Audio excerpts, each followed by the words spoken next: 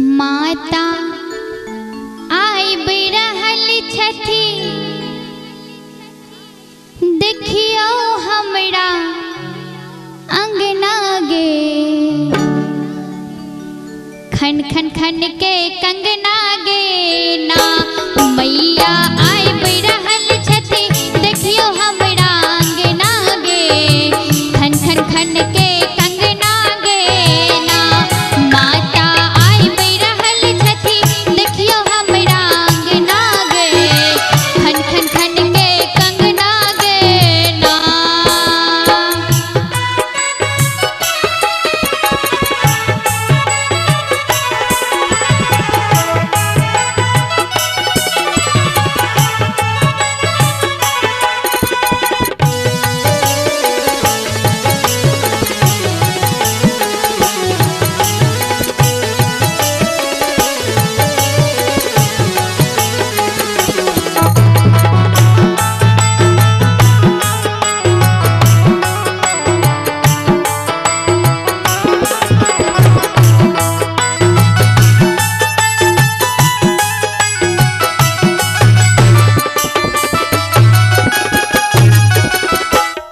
मैया सिंह ऊपर विराजति, त्रिशूल संगे सदिखन राखति।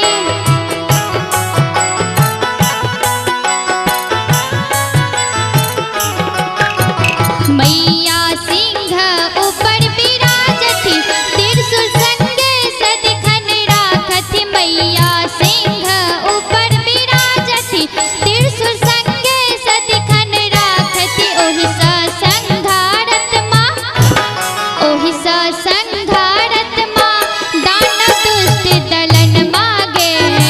खन खन खन के कंगना गे ना, ओहि सा संघारत माँ, दानव दुष्ट दलन मागे। खन खन खन के कंगना गे ना।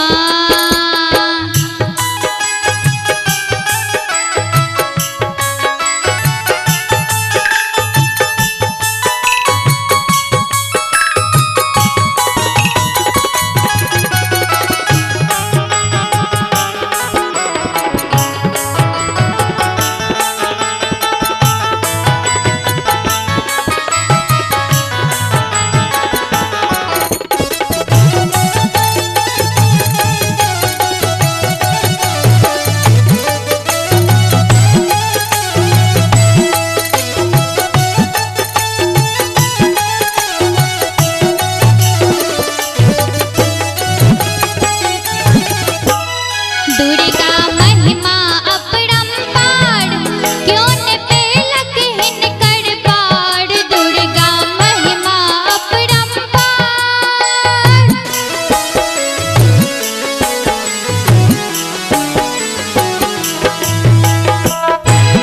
दुर्गा महिमा अपरंपार, क्यों न पेलक हिनकर पार। दै छथि सबके अन्न धन, बेटा चानी सुन मांगे। खन खन खन के कंगना गे ना, दै छथि सबके अन्न धन, बेटा चानी सुन मांगे। खन खन खन के कंगना गे ना, माता आइब रहल छथि, देखियो हमरा अंगना गे।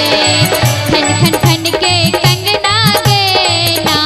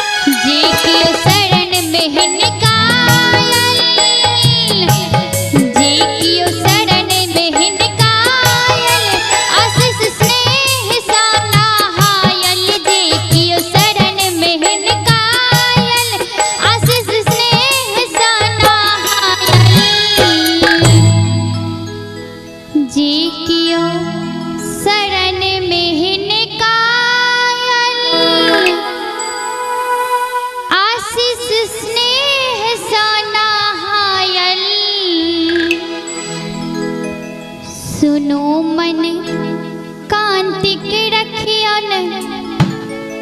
एक बेर मैया के नाम पर जोरदार ताली बजाकर सब गोटे सुनो मन कांति के रखियन, मैया अपन चरण मांगे। खन खन खन के कंगना